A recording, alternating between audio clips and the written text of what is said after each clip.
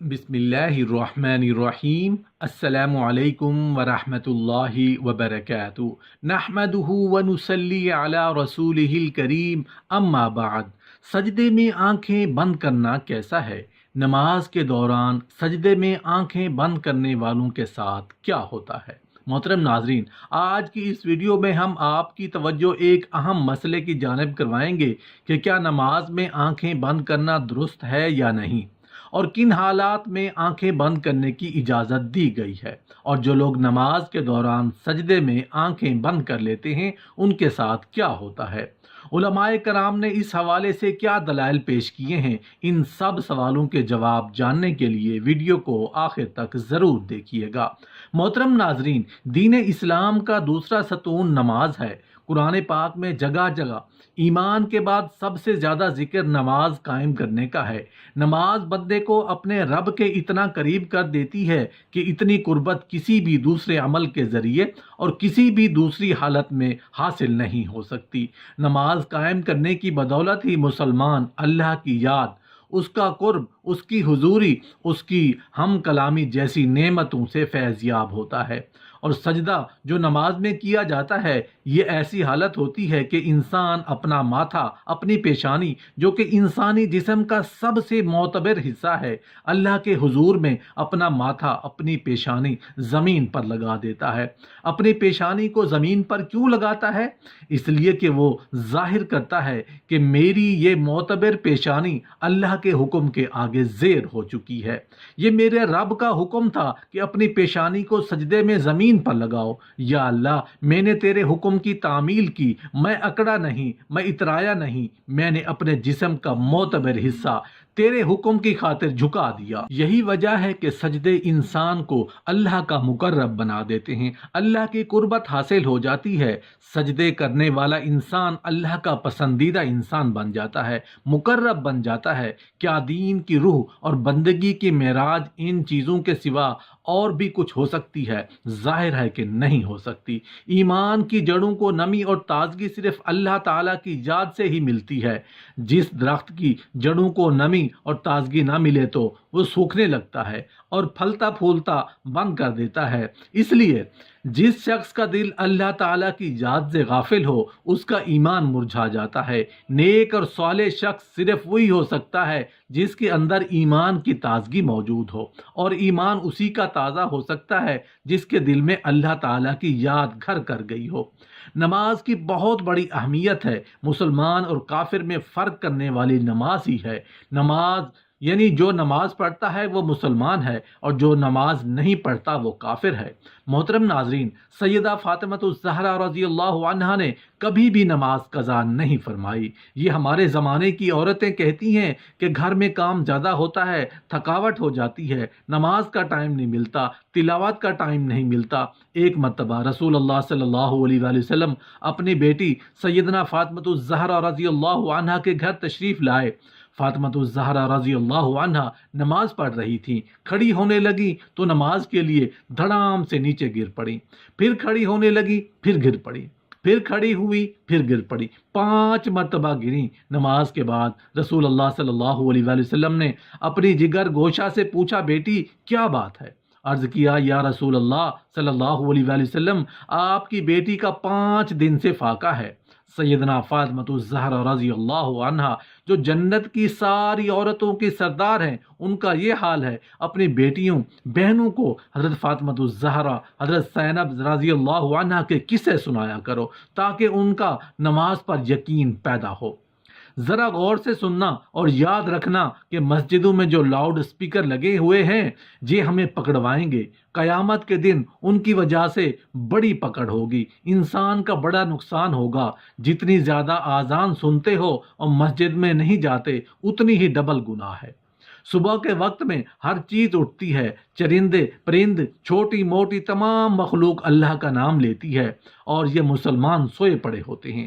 آدھی رات تک گانے بجانے میں مشغول رہتے ہیں۔ حدیث پاک میں آتا ہے، قرآن کریم میں ہے کہ درختوں کے پتے بھی اللہ کا نام لیتے ہیں، پتھروں کے کنکر بھی اللہ کا نام لیتے ہیں، زمین آسمان کے درمیان میں سمندر کا قطرہ قطرہ اللہ کا نام لیتا ہے، دریا کا قطرہ قطرہ اپنے اللہ کو یاد کرتا ہے۔ اللہ کے ذکر سے اور نماز جیسے عظیم کام سے صرف انسان ہی غافل ہے۔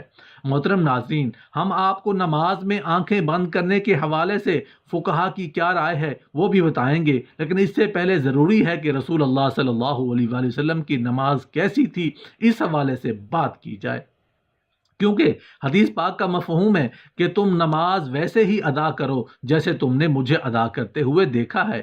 تو ناظرین، اس لیے ضروری ہے کہ رسول پاک صلی اللہ علیہ وآلہ وسلم کی نماز کی حالت کے بارے میں جاننا چاہے۔ اللہ کے نبی یہ نماز کس طرح سے ادا کرتے تھے؟ اللہ تعالیٰ کے محبوب بندوں میں انبیاء کرام علیہ السلام، صحابہ کرام رضوان اللہ تعالیٰ علیہم اجمعین اور اولیاء کرام رحمت اللہ علیہ، اللہ تعالیٰ نے انہیں اپنی رحمت خاص سے نوازا اور انہیں مقام ابدیت سے سرفراز کیا۔ ان محبوب ہستیوں کی نماز میں بے پناہ محویت، خشوع و خضوع تھا۔ رسول اللہ صلی اللہ علیہ وآلہ وسلم اعلان نبوت سے پہلے بھی غار حرا میں کافی عرصہ عبادت الہی میں مصروف رہے، مگر جب آپ صلی اللہ علیہ وآلہ وسلم نے اعلان نبوت فرمایا تو آپ صلی اللہ علیہ وآلہ وسلم کو نماز کا حکم ملا اور آپ صلی اللہ علیہ وآلہ وسلم اس پر کاربند ہو گئے۔ ابتدا میں آپ چھپ کر نماز ادا کیا کرتے تھے۔ رسول اللہ صلی اللہ علیہ وآلہ وسلم کی نماز مثالی ہے، آپ کی نماز میں حد درجے کی مثال تھی، گویا کہ آپ کی نماز کامل تھی۔ آپ صلی اللہ علیہ وآلہ وسلم نفلی نمازوں میں بھی خشیت الہی سے اشک بار ہو جاتے اور اللہ تعالیٰ کی طرف اتنی لگن اور محبت سے توجہ ہوتے کہ دنیا کے ہر خیال سے بے نیاز اور بارگاہ رب العزت کے بالکل قریب ہو جاتے۔ اللہ تعالیٰ کے حضور آپ صلی اللہ علیہ وآلہ وسلم جیسی کامل اور مقبول نماز نہ کوئی پڑھ سکا، نہ کوئی پڑھ سکے گا۔ آپ تہجد پڑھا کرتے تھے اور شروع میں آپ صلی اللہ علیہ وسلم پر نماز تہجد فرض تھی۔ اس کے کچھ عرصے کے بعد صبح و شام آپ صلی اللہ علیہ وسلم نے 2 رکعتیں پڑھنا شروع کر دی۔ اس کا ذکر قرآن پاک میں یوں ہوا، صبح و شام اپنے پروردگار کا نام یاد کیا کرو اور رات کے وقت دیر تک اس کو صدا کیا کرو، اس کی تسبیح کیا کرو۔ مفسرین کا کہنا ہے کہ رات کو اٹھ کر دیر تک نماز پڑھنے کا حکم 1 سال تک باقی رہا۔ اس کے بعد رات کی نماز فرض کی بجائے نفل ہو گئی۔ تہجد کے نفل ہو جانے کے بعد بھی رسول اللہ صلی اللہ علیہ وسلم شب میں کثرت سے نماز پڑھا کرتے تھے اور بڑی قرات کیا کرتے تھے۔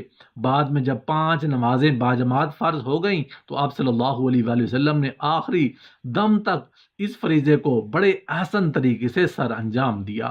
آپ صلی اللہ علیہ وآلہ وسلم کی نماز میں اتنی عاجزی اور خشوع و خضوع ہوتا کہ اس کی مثال نہیں ملتی۔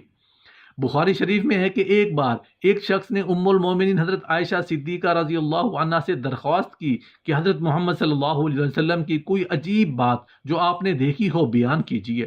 حضرت عائشہ صدیقہ رضی اللہ عنہا نے فرمایا، رسول اللہ صلی اللہ علیہ وسلم کی کون سی بات عجیب نہ تھی، سبھی باتیں عجیب تھیں۔ چنانچہ ایک شب کا واقعہ ہے کہ رسول اللہ صلی اللہ علیہ وسلم میرے پاس تشریف لائے اور لیٹ گئے، پھر فرمایا مجھے چھوڑ دو، میں اپنے رب کی عبادت کروں گا۔ یہ فرما کر نماز کے لیے کھڑے ہو گئے اور رونا شروع کر دیا، یہاں تک کہ آنسو بہہ کر سینہ مبارک تک آ گئے۔ پھر رکوع کیا اور رکوع میں بھی اس طرح روتے رہے کہ پھر سجدے میں اس طرح روتے رہے۔ اس کے بعد سجدے میں سر اٹھایا تو اس وقت بھی روتے رہے، یہاں تک کہ حضرت بلال رضی اللہ عنہ نے آ کر فجر کی نماز کے لیے آواز دی۔ میں نے عرض کیا، یا رسول اللہ صلی اللہ علیہ وسلم اس قدر روتے ہیں حالانکہ آپ معصوم ہیں۔ رسول اللہ صلی اللہ علیہ وسلم نے فرمایا، کیا میں شکر گزار بندہ نہ بنوں؟ محترم ناظرین، آپ صلی اللہ علیہ وسلم نے نماز کے لیے بہت سی تکالیف بھی برداشت کی۔ بخاری شریف میں ہے کہ ایک دن آپ صلی اللہ علیہ وسلم حرم شریف میں نماز پڑھ رہے تھے اور قریش بیٹھے مذاق کر رہے تھے۔ ابو جہل نے کہا، کاش اس وقت کوئی جاتا اور اونٹ کی اوجھڑی نجاست سمیت اٹھا لاتا اور محمد صلی اللہ علیہ وسلم جب سجدے میں جاتے تو وہ ان کی گردن پر ڈال دیتا۔ چنانچہ عقبہ نے ابو جہل کی خواہش کے مطابق ایک بڑے اونٹ کی اوجڑی لا کر آپ صلی اللہ علیہ وسلم پر ڈال دی اور آپ کو سخت تکلیف اٹھانا پڑی۔ مسلم شریف میں حضرت حذیفہ رضی اللہ عنہ سے مروی ہے کہ ایک رات مجھ کو رسول اللہ صلی اللہ علیہ وسلم کے ساتھ نماز پڑھنے کا اتفاق ہوا۔ رسول اللہ صلی اللہ علیہ وآلہ وسلم نے سورہ بقرہ شروع کی، میں نے سمجھا آپ 100 آیتوں تک پڑھیں گے، لیکن جب آپ اس کو پڑھ کر آگے بڑھے تو میں نے دل میں کہا شاید آپ پوری صورت ایک ہی رکعت میں ختم کرنا چاہتے ہیں۔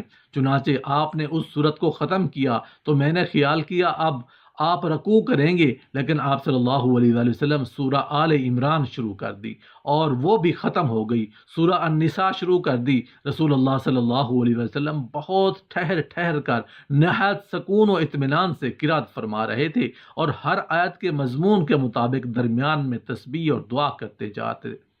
اس کے بعد رسول اللہ صلی اللہ علیہ وآلہ وسلم نے رکوع کیا اور رکوع میں بھی قیام کے برابر توقف کیا فرمایا، پھر کھڑے ہوئے اور اتنی ہی دیر کھڑے رہے، پھر سجدہ کیا اور سجدے میں بھی اس قدر دیر فرمائی۔ حضرت عوف رضی اللہ عنہ کہتے ہیں کہ ایک رات میں رسول اللہ صلی اللہ علیہ وسلم کے ساتھ تھا۔ رسول اللہ صلی اللہ علیہ وسلم نے مسواک کیا، وضو فرمایا، نماز کے لیے کھڑے ہو گئے۔ میں بھی رسول اللہ صلی اللہ علیہ وسلم کے ساتھ نماز میں شریک ہوا۔ رسول اللہ صلی اللہ علیہ وآلہ وسلم نے ایک رکعت میں پوری سورہ بقرہ پڑھ ڈالی۔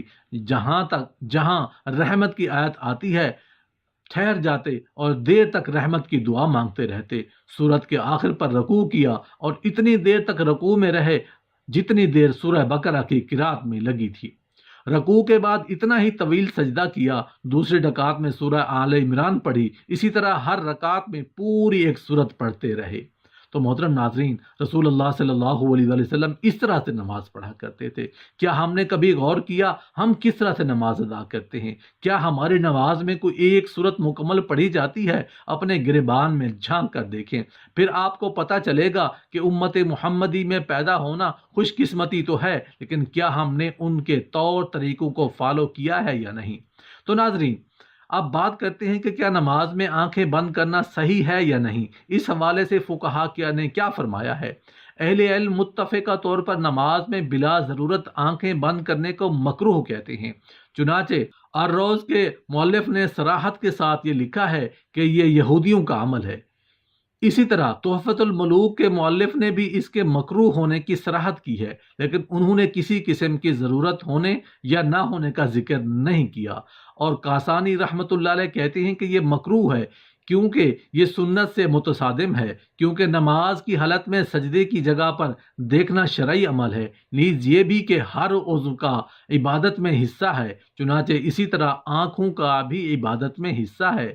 مراقی الفلاح کے مؤلف نے نماز کے دوران آنکھیں بند کرنے کو مکروہ کہا ہے، تاہم کہیں مصلحت کا تقاضا ہو تو جائز ہے، بلکہ انہوں نے یہ بھی کہا کہ بسا اوقات آنکھیں بند کرنا آنکھیں کھولنے رکھنے سے بہتر ہوگا۔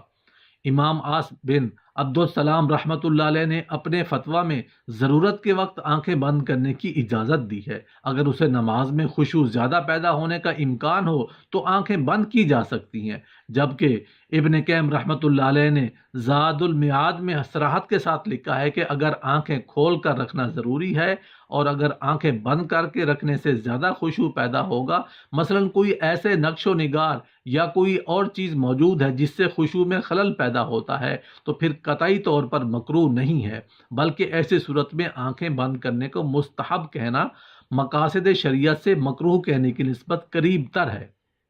تو ناظرین، فقہا کے فرمان کے مطابق ہم نے دیکھا کہ کیا نماز کے دوران آنکھیں بند کی جا سکتی ہیں یا نہیں۔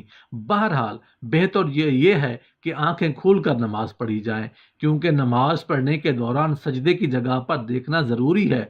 ناظرین، آخر میں اللہ تعالیٰ سے دعا ہے کہ اللہ تعالیٰ ہمیں دین کی سمجھ عطا فرمائے، ہماری نمازوں میں خشوع خضوع پیدا فرمائے، جس طرح رسول اللہ صلی اللہ علیہ وآلہ وسلم نے زندگی گزاری ہے انہی کے نقش قدم پر چلنے کی توفیق عطا فرمائے۔ ہم رسول اللہ صلی اللہ علیہ وآلہ وسلم پر سنتوں پر عمل کرنے والے بن جائیں، ہمارا جینا مرنا رسول اللہ صلی اللہ علیہ وآلہ وسلم کی اتباع میں گزرے، ہم رسول اللہ صلی اللہ علیہ وآلہ وسلم کے سچے پکے امتی بن جائیں۔ یا اللہ پاک ہمارا خاتمہ ایمان پر فرمانا، آمین یا رب العالمین۔